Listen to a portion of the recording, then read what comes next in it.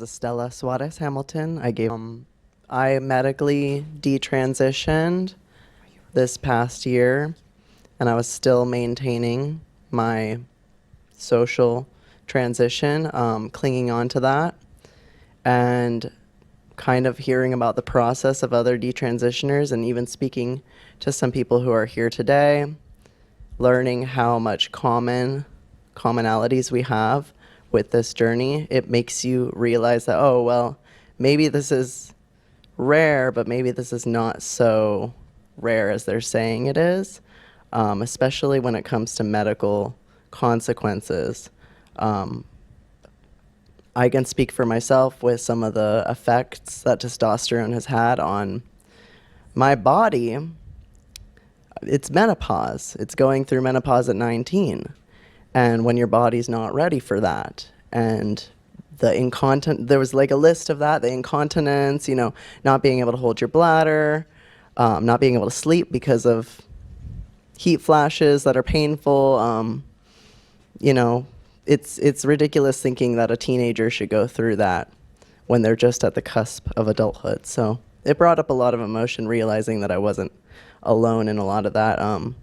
I know that I had a conversation with Chloe earlier this year about heat flashes, and that was the first time that I had spoken to anybody about like the itchiness and the uncomfortableness at night, and realizing that wasn't just me, and that's what you hear a lot. A lot of people will be like, oh, well, it's just you. I guess it just didn't work out for you. And it's like, it's not just me. This is something that could happen, and it's exhausting. So, yeah. Yes, if I saw this documentary, it would have made a difference. There are some people that are stubborn and very hard-headed, and I was one of them. Especially when you're 19, you think you know everything.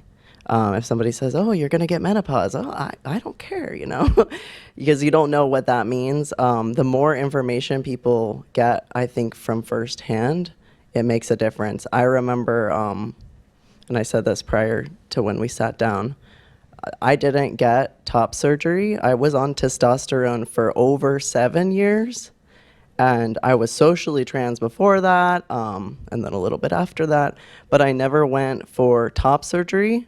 Specifically, I can remember I watched a testimony of somebody who was transgender. They were a trans man, so they were a female, and explaining that they had done all this surgery and all this hormones and everything, and they were feeling like it wasn't resolving anything. And I remember he was this big, buff, bodybuilding guy, and I was thinking, oh, he's so beautiful, I want to be like that. And he was like, don't do it, it will not fix your dysphoria. And so that gave me enough to just hold back.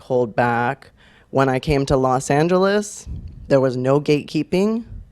I went to I don't know if I'm supposed to say it, but a very popular trans clinic down the street from here. And I was new in town. It was my first time going and talking to them. They had an interview with me, and like a car dealership, you get a packet of papers and you're good to go. Like, they have everything. But because I had seen the testimony, I thought, well, let me just give myself some more time to think.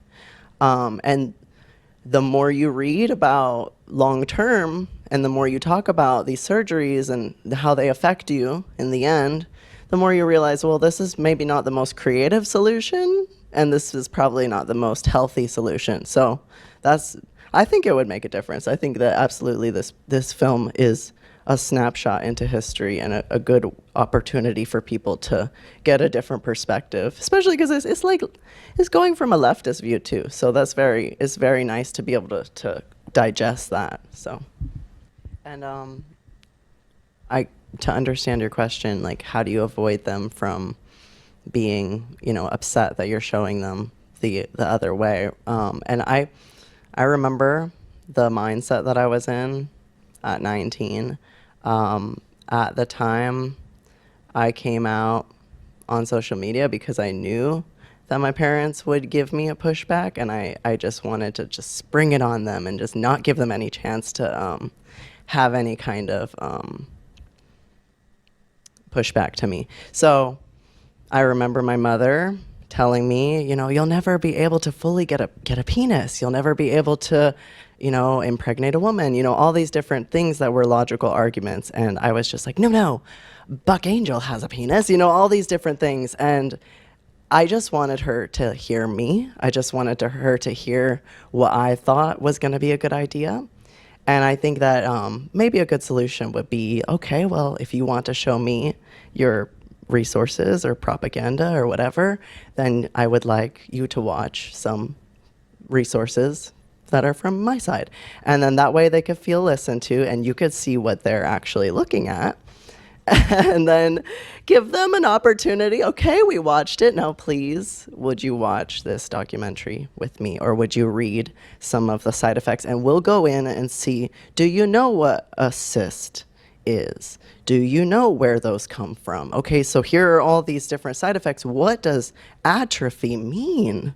When a woman goes through atrophy, is it just their uterus or is it their bladder and all the muscles that are along with that? Because that's something I didn't know until probably about a year ago, and I'm 27, and a doctor should have sat down and talked to me about those, but that never happened. So, if you had like a little give and take, maybe that would be helpful. That's the best solution I can think of right now in this moment.